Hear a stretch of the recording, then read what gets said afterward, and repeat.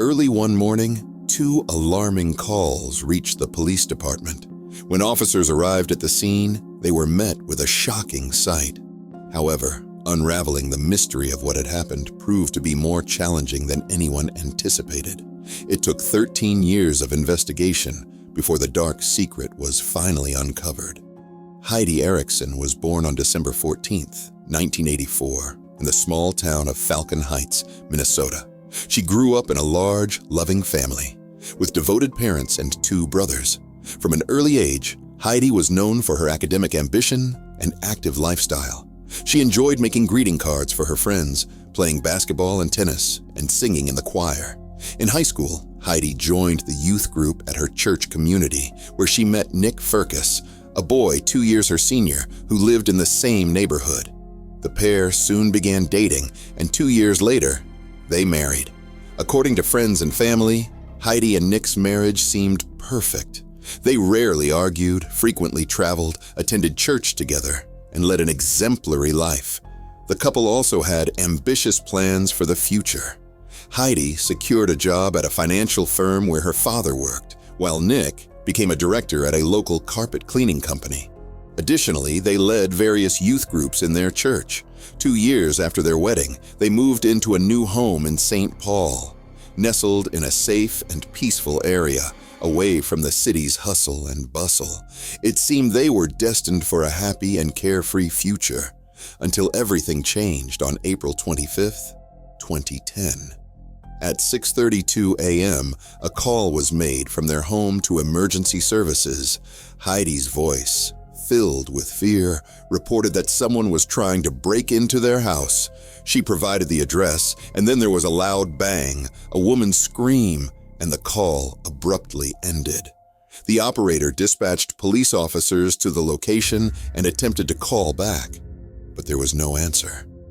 A minute later, another call came from the same number, this time from Nick, who was crying and begging for police and medical assistance. He claimed an intruder had broken into their home. Hearing the noise, Nick decided not to call the police, but grabbed his shotgun and went downstairs, where he encountered a hooded stranger.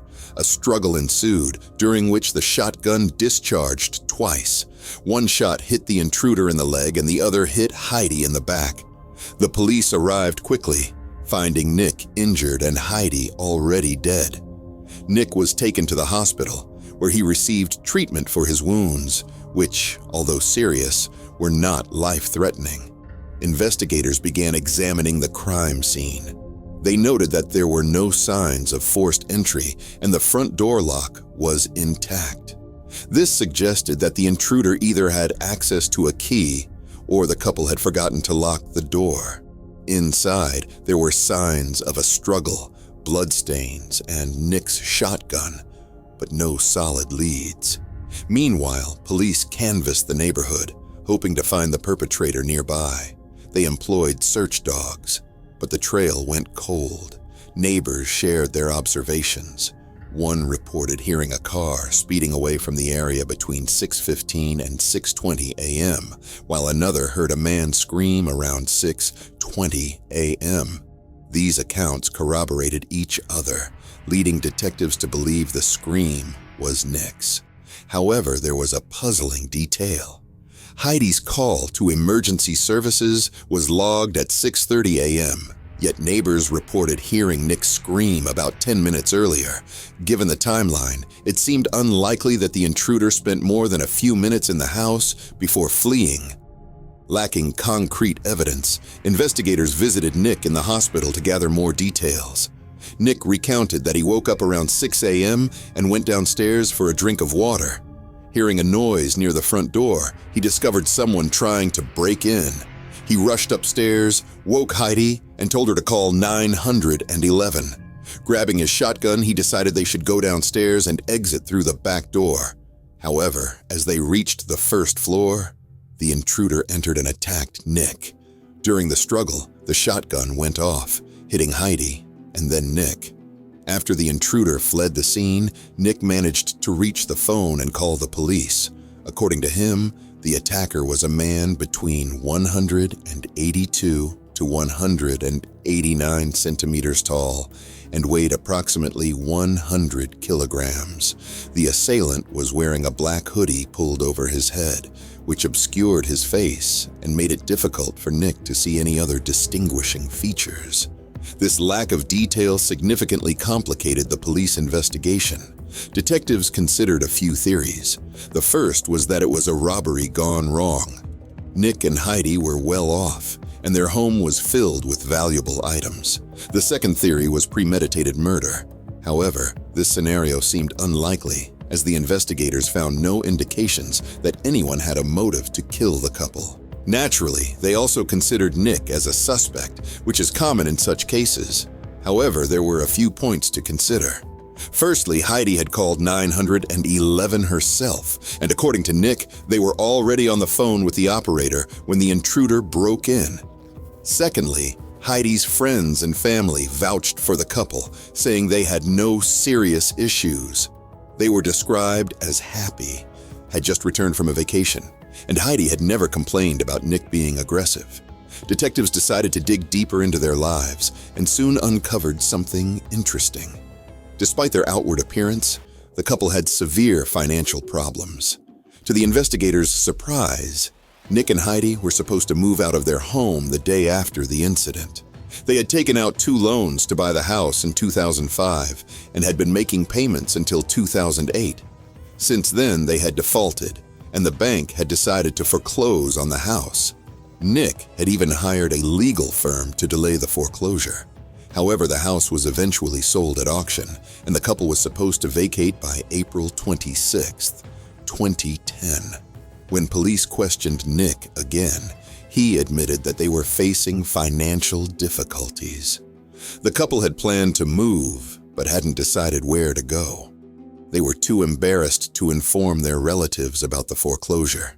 Despite their financial woes, Nick and Heidi continued to spend lavishly. They bought expensive items, took vacations, and lived as if they had no money problems. Friends and family were shocked by this revelation. Heidi had never mentioned their debts, except once when she saw letters about their arrears. Nick had assured her it was a mistake and that he would resolve it. Even Heidi's mother was unaware. She told the police that Heidi would have confided in her about such serious issues, but she never brought it up. This led detectives to question whether Heidi knew about their financial problems. They discovered that Nick managed the family budget and could have kept it a secret. Another indication was that the couple hadn't even started packing their belongings. They were supposed to move out the next day, yet everything was in place. Given the number of items they owned, one day wasn't enough to pack everything. Police also learned that Nick owed around $20,000 to other banks, with overdue payments on those debts as well. Investigators wondered if he owed money to someone else, who might have decided to collect the debt through violence, leading to Heidi's death. Nick denied this theory and insisted that Heidi was aware of their money problems and that they were trying to solve them together. A few days after the murder, when the police finished their investigation at the crime scene, the house was handed over to the bank and sold to new owners by June 2010. Detectives continued to investigate, but found no leads.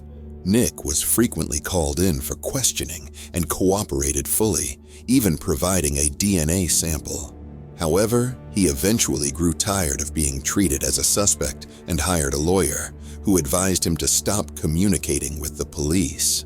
The lawyer insisted that Nick was a victim, having witnessed his wife's murder, and accused the investigators of not wanting to find the real culprit. He also hired a private sketch artist to create a composite drawing of the suspect based on Nick's description. The police found it odd that the man remembered far more details about the killer's appearance this time. Initially, he said he couldn't even make out the color of the killer's skin. Now, weeks after the crime, he not only recalled that, but also some facial features and the suspect's estimated age. Despite these inconsistencies, the police accepted the sketch, made flyers, and distributed them around the city. They received several calls with tips about the suspect, but none led to any breakthroughs. Investigators reached a dead end, and decided to restart the investigation from scratch, but this yielded no new leads. While the police still considered the husband a suspect, they also explored other possibilities. Over the following months, there was no progress. 2 years later, Nick remarried a woman named Rachel Watson. Nick and Rachel had known each other before the incident and bonded over their past traumas. Rachel had divorced her previous husband, who was abusive, while Nick struggled to cope with the loss of his wife. The couple eventually had 3 children and moved into a new home. Nick had to ask his parents to co-sign for a loan because his past debts made it nearly impossible to get approval on his own. Despite these challenges, Nick remained diligent with payments, and the family had no financial issues, until Rachel discovered letters threatening eviction due to unpaid property taxes. According to the letters, Nick had never paid these taxes, and the house was set to be auctioned. When confronted, Nick claimed it must be a mistake and promised to resolve it. Rachel, however, didn't believe him. She had noticed Nick's tendency to spend money on expensive, unnecessary items, and often found new things around the house that he claimed he didn't buy. This reminded her of the financial difficulties Nick had with Heidi before her murder, and she grew increasingly worried. Ultimately, Rachel decided to leave him with the children and filed for divorce. A year later, the case of Heidi's murder was reopened with a new detective, Nicole Sipes. Nicole reviewed all available information and focused on the 911 call Heidi made. She aimed to determine if there was any indication of a third person in the house during the call. Nicole sought assistance from the FBI, whose experts meticulously analyzed the recording. They found no evidence suggesting someone else was present. Nick had claimed the intruder tried to take his shotgun, resulting in a struggle. However, the recording revealed no signs of a fight. Reviewing her colleagues' interviews with Nick, Nicole noticed another oddity. Nick said he woke his wife that morning, grabbed the shotgun, and they headed downstairs to exit through another door. However, he mentioned letting Heidi go ahead of him down the stairs. Nicole found it strange that a man with a weapon would allow his wife to lead when he believed an intruder was in the house. Nicole also requested the FBI create a digital reconstruction of the crime scene based on the evidence and Nick's statements. This revealed another suspicious detail. Nick said the gun discharged during the struggle with the intruder, but Heidi's wound indicated the shot came from above, entering her back at an angle that suggested the gun was at head height. Nick claimed he held the weapon at waist level during the struggle. Nicole learned that Nick's ex-wife, Rachel, also suspected him of Heidi's murder. After discovering his lies about unpaid taxes, Rachel began questioning what else he might be hiding. She even confronted him about the possibility of him killing his wife and recorded the conversation, but Nick denied everything. Though all this appeared suspicious, Nicole couldn't identify a clear motive for Nick. Their marriage seemed genuinely happy, and Nick didn't receive any insurance payouts after Heidi's death. There was only one possible explanation left. Nick was more concerned about maintaining his lies than money. Nicole theorized that Nick, a compulsive spender, feared his wife discovering their financial issues and his years of deceit. To avoid this shame, he might have decided to kill Heidi. With all the evidence compiled, Nicole felt confident enough to bring the case to court. In May 2021, Nick was arrested and charged with second-degree murder. The trial began in January 2023. The prosecution argued that Nick decided to kill his wife due to financial troubles. He couldn't admit to her that his lies had cost them their home and plunged them into massive debt. There were no signs of an intruder at the crime scene or on the 911 call recording. The bullet entered the victim's back in a manner that suggested the weapon was aimed from above, contradicting Nick's version of events. Additionally, the prosecutor pointed out that there were no signs of forced entry at the front door. While there were some marks near the lock, experts testified that they were insufficient to have unlocked it. The defense maintained that an unknown intruder had broken into the house. However, no new evidence supported this theory, and ultimately, the jury found Nick guilty of murder. He was sentenced to life in prison without the possibility of parole. In his final statement, Nick insisted on his innocence. His close relatives also expressed disbelief in his guilt and vowed to continue supporting him. Despite this, the verdict was upheld, and attempts to appeal were unsuccessful.